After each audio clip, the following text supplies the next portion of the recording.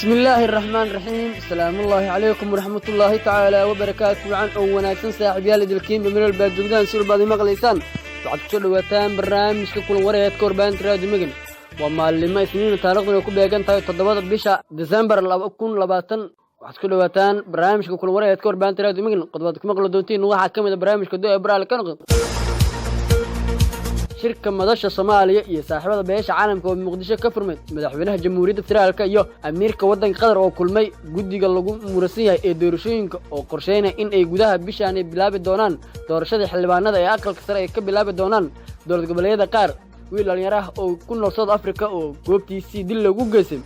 maxaa ka qaldanaa qodobadii 18 ka koobnaa ee dhawaan ka soo saareen golaha ku midoobay musharaxiinta madaxweynaha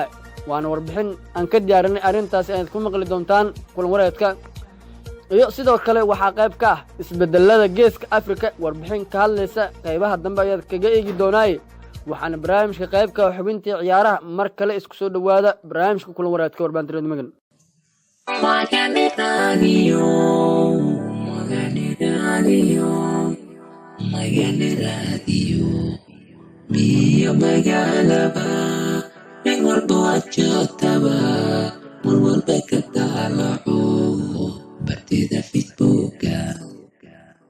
haddii aan ku bilaabo barnaamijka qodobka ugu horeeya shirka madasha Soomaaliya saaxiibada beesha caalamka oo Muqdisho ka furmay waxay noo soo jeedi doonaa wariyaheena Muscab Jaamac magaalada Muqdisho waxaa maanta oo isniina ka furmay shirka madasha Soomaaliya iyo saaxiibadeeda beesha caalamka oo loo yaqaan Soomaaliya Partnership Forum kaas oo lagu gorfeynayo arrimaha doorashooyinka ee dalka ammaanka horumarada la gaaray bilii ugu dambeeyay iyo xaaladaha guud ee dalka shirweynahan oo ah mid sanadle ah ayaa waxaa gudoominaya ra'iisul wasaaraha Soomaaliya mudane Maxamed Xuseen Rooble iyadoo ay ka qayb galayaan xubno ka socda beesha caalamka gaar ahaan safiirada jooga magaalada Muqdisho sidoo kale madaxweynayaasha maamul goboleedyada ee ka jira dalka ayaa shirkan ka qayb ah iyaga oo ka soo galaya dhinaca khadka gaar ahaan aaladda Zoom-ka intiisa badan waxaa shirkan u qadan doona hal maalin oo diiradda lagu saarayo xaaladaha siyaasadeed ee dalka horumarada la gaaray iyo qorshayaasha lagu taageerayo Soomaaliya ra'iisul wasaare Rooble ayaa furitaanka shirkan ka jeedin doona khudbad dhinacyo badan taabanaysa oo ku aadan marxaladaha kala guurka iyo doorashooyinka dalka halka madaxweynayaasha maamul goboleedyada iyaguna khudbada ka jeedin doonaan madasha maadaama ay uga qayb galayaan aaladda la iska arko ee Zoom-ka sanadkan waxa uu shirku ku soo aaday xilli ay Soomaaliya ku jirto marxalad adag oo kala guur ah isla markaana la isu diyaarinayo doorashooyinka soo socda 2020 2021 Muscab Jaamac Ahmed Radio Magan Qardho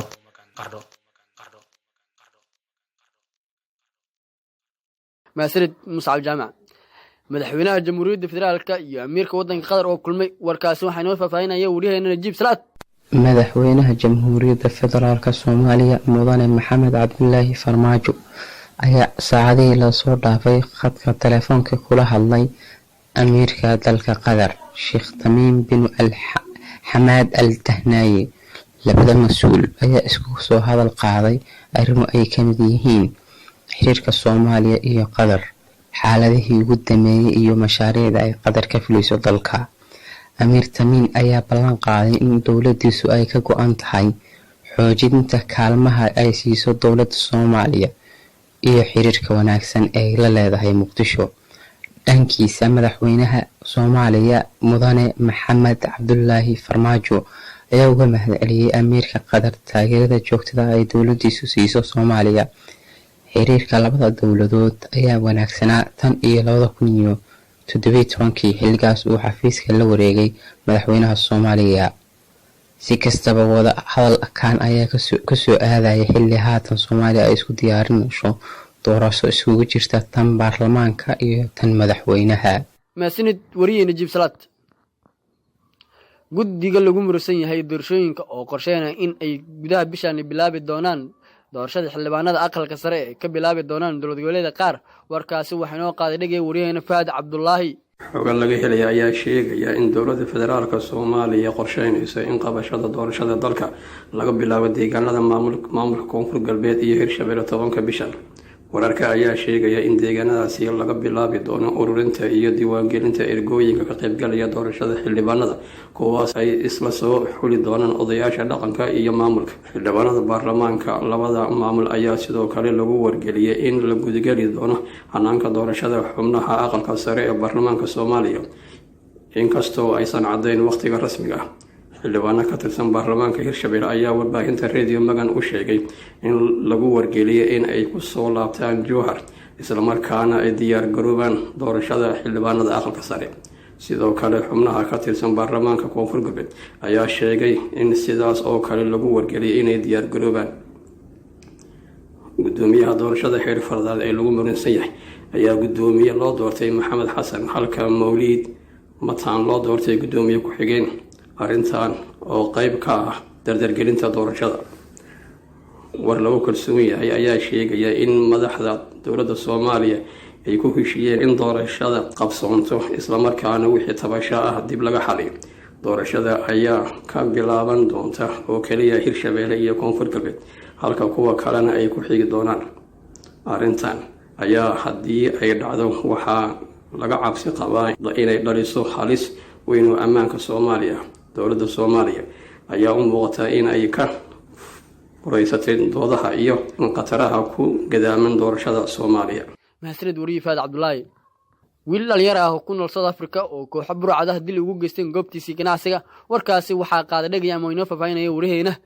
Sakriye Cabduqaadir kooxo burcad ah ayaa lagu soo waramayaa in xalay muwaadin Soomaaliyeed oo dhalinyaro ah ay ku dileen dalka Koonfur Afrika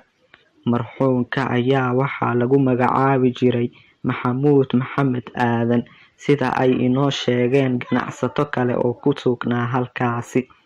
wararka ayaa sheegaya in marxuum Maxamuud Maxamed lagu dhex dilay dukaankiisa oo ku yaala deegaanka Danoon oo qiyaastii 21 kiiloomitir u jira magaalada Cape Town sidoo kale wararka ayaa intaasi ku daraya in kadib dilka ay kooxaha burcada ah dhac baahsan u geysteen dukaanka marxuumka ayna qaateen lacag iyo agab u yaalay goobta waxaa sidoo kale soo gaaray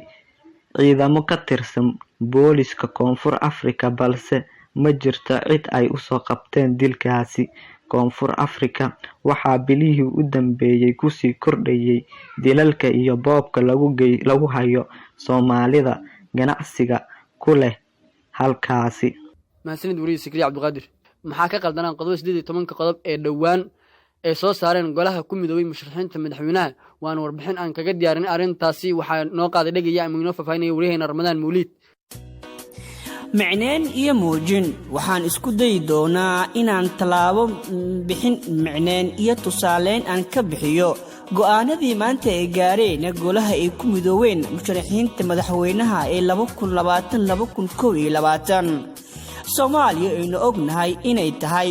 dal u baahan horu socod iyo dib u dhis dawladeed maantana ku jira soo kabasho ma dhihi karno mana ku dhawaaqi karno waxaan u wanaagsaneyn rajada yar ee aan ka qabno helitaanka dawladnimo xasiloon oo dadka iyo dalkaba gaarsiisa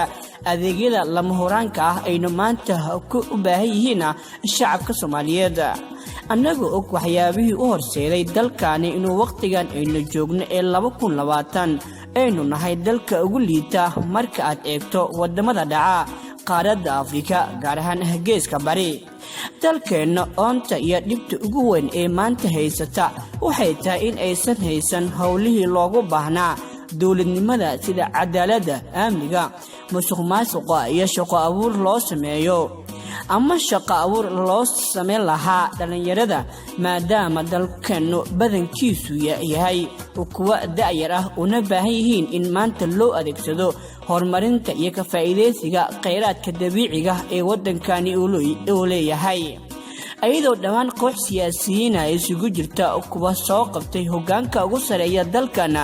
iyo qaar xilal ka soo qabtay dawladihii iskaga dambeeyay oo lagu soo dhisay bilowgii magaalada Caarte ee Cariga Jabuuti ayaa isbuucaani shir ku qabsaday gudaha hotel ku yaala magaalada Muqdisho dhinacyada siyaasiyiinta ah ayaa maalmahanba ka doodayay guddiga doorashada ee dawladdu iyo dowlad goboleedyadu magacaabeen taasoo ay musharaxiinta ku tilmaameen in guddigan uu yahay mid aysan kalsooni ku qabin 26 November 2020 oo maanta ayaa ka soo saarnay shirkii go'aan culus oo ku wajahaya marxaladda adeeg ee galaguurka maxaa ka qaldan warmurtiyeedka maxaa ka saxan inkastoo go'aanada musharaxiinta ahaayeen kuwa ay ku muujinayeen damcooda kaga aadan habka doorashada ay ku kalsoonaan karaan ayaa misna waxaa ku jira qodobo dhinacyo markii loo eego dib u dhac ku keeni kara doorashooyinka iyo kuwa kale qodobka ugu horeeya waa in la kala diraa guddiga doorashada ee magacawday ay dawladda iyadoo waliba musharaxiintu ay dalbadeen in qayb ay ka noqdaan sida loo magacaabayo guddiyada tani waxay keenaysaa in waqti kale ay ku darsoonto heshiiskii ahaa doorashada in xiligeeda ay ku qabsoonto iyadoo la wada ogyahay in bishii December 1 la bilaabo oo doorashada xildhibaanada ayaa weli waxaa muuqata cagajid ku aadan dowlad goboleedyada qaarkood aan magacaabin guddiyada ku matali lahaa doorashada qodobka kale cilada ay ka awoormi karta waa in guddiyada matali lahaa gobolada waqooyi isla markaana soo xuli lahaa ergada doorashooyinka xildhibaanada gobolada waqooyi ee ku matalaya baarlamaanka Soomaaliya loo xilsaaro ama uu magacaabo gudoomiyaha aqalka sare Cabdi Xaanshe oo ay ku sheegeen inuu yahay mas'uulka ugu sareeya ee deegaanada waqooyi masiirkoodana go'aamin kara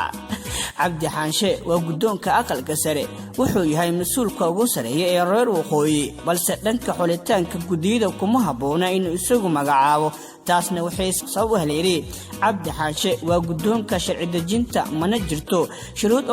ogolaanaysa in uu isagu magacaabo waxa heshiiskii madaxdu ay gaareen kamid ahaa in guddiyada Somaliland ku matalaya doorashada loo xilsaaro dawladda dhexe ee federaalka heshiiskaasna wuxuu ahaa mid ay aqbalaad ku ogolaadeen labada aqal Cabdi Xaanshe oo shirgudoon ku ahaa halkii lagu ansixiyay heshiiskaasi qodobka saddexaad wuxuu qorayaa in ciidamada qaranka ee ku sugan gobolka Gado laga soo saaro iyadoo waliba la leeyahay in lagu ilaalinayo midnimada maamulka Jubbaland oo hore loo ogaa in waxa maanta ay musharaxiintu ka qaylinayaan ay ku taageereen hogaankii maamulkaasi Axmed Madoobe oo Kismaayo ku qabsaday doorasho isaga dib isugu doortay gobolka Gado wuxuu xuduud dhuleed la leeyahay labada dal ee Kenya iyo Ethiopia ciidamada qaranku waxa waajib ah in xuduudda dalka ayagu ilaaliyaan mana ahan in ciidamada Soomaaliyeed laga soo saaro gobol laca Jamhuuriyadda Federaalka ee Soomaaliya qaybta kale ee taxanaha micnaha iyo muujinta waxaanu ku dhigal bixin doonaa halka kama dambaysta ee la gudboon jamaahiirta sida weyn kaga soo horjeeda habka doorashooyinka loo wajahayo sanadka 2020 waxa kalinka u qaatay warbixintan Ustaad Ismaaciil Ibrahim Xasan siyaasiga doodayo sheeyaa doortido indida dabkale sitee Soomaaliya daacayo indida doogona maqal weli waxaa ku jirnaa qaybihii dhexe barnaamijka waxaa qodobka ugu dambeeya uu noqonayaa isbedelada geeska Afrika warbixin ka hadlaysa ayaa qayb ka ah barnaamijka waxaa noo soo jeedinaya waryaheena Nasriin Baashi Xasan warbixinta waxaanu ku lafaguri doonaa marxaladaha siyaasadeed ee maadiga geeska Afrika xaalka Itoobiya ma fiicna iyo guud ahaan geeska Afrika waxaynu la soconaa waxa socda ama cidna kama qarsoona awalba Itoobiya waxa ahayd karbaash isku tolan waa suuragal inay dhawaan kala daadato ama kala durugsanaato dagaalka Itoobiya miyuu yahay mid caalami ah jawaabta su'aashani waa haa marka laga yimaado in dalka Itoobiya yahay mid gobol oo samaysan weyn ku leh geeska Afrika haddana waxa jira laba quwadood geeska Afrika isla markaana saldhiga duleedka u yahay Itoobiya Kenya ayaa leh shirkad weyn waxa uuna magaaladaasi Itoobiya in ka badan xataa isaga ayaa dhisay xarunta dawliga Afrika magaalada Addis Ababa Itoobiya waxay leedahay iyo xilif weyn oo Itoobiya in ka badan soo gacan qabtay waxayna xukuumadda Washington leedahay magaaladaasi ugu weyn ee biyo xidhanka Itoobiya sidoo kale dalka bariga dhexe ayaa bartamaha Geeska Afrika ahaa khilaaf weyn oo magaaladaasi Itoobiya galgaliyay sidaa daraadeed waxayna ku hardamay dalka Masar laba guuleysta waxa kale isla rajaynaynaa in ay soo cagadhigtaan qawan Qatar Turki Faransiis ayaa isna qorsheeyay in ilaaliyo biyo xidheenka Itoobiya waxaa lagu bilaamiyay saldhigga militariga Djibouti ee Faransiis ku leeyahay in ay waxyaabo badan ka xadidiyaan ilaa biyo xidheenka ugu dambeyn magaaladaasi qarsoon ee aynu kor ku soo xusnay ayaa Geeska Afrika ka socda waxayna u baahan yihiin in ay dareensano si qoto dheer waxa uu eegnay Somaliland ah si aynu marnaba u faa'iideysano isla markaana u jaangoyno waxa fara badan xataa waxaynu ku iibin karnaa siyaasadda Somaliland ee arrimaha dibadda oo udub dhaxaad u ah nabad iyo xasilooni waarta dunida ah iyo horumar waara barnaamijku waxa soo saaray Ismaaciil Ibraahim anigoo Cabdikaab Ismaaciil xagaa waan ila socodsiinaya intaan kulmi doono barnaamij caynkan oo kale waxaan idin tagayaa sida ay nabad kaliyo iyo isku soo noqdo wanaagsan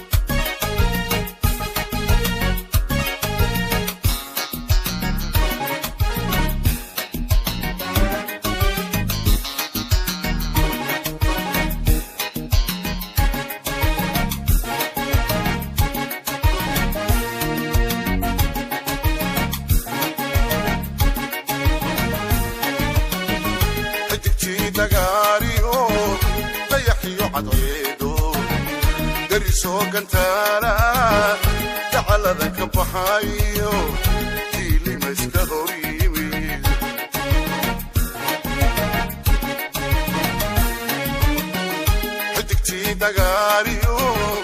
ضيحيو عطيدو دريسو قنتانا دعال ذاك بحايو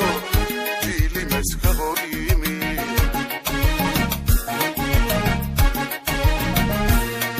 داهي دمانو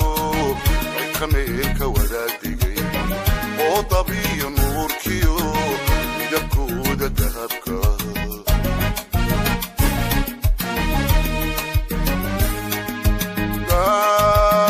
واستمال بون دوذك شعاعولي دعو استيدا واستمال بون دوذك شعاعولي سقل يرود آيو وشحر سقاماري سقل يرود آيو وشحر سقاماري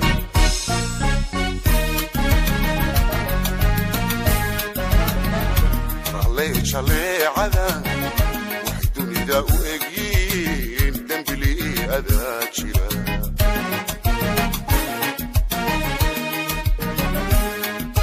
ضدنا أذا وقرح بداري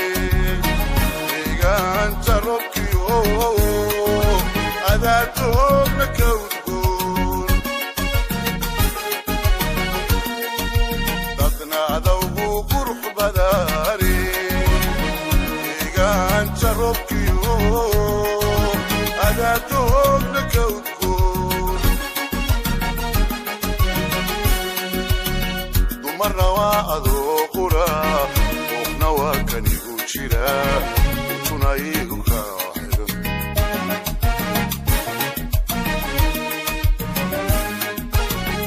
مرة وأذو قرى وقنوا كان يقول شراء تنايق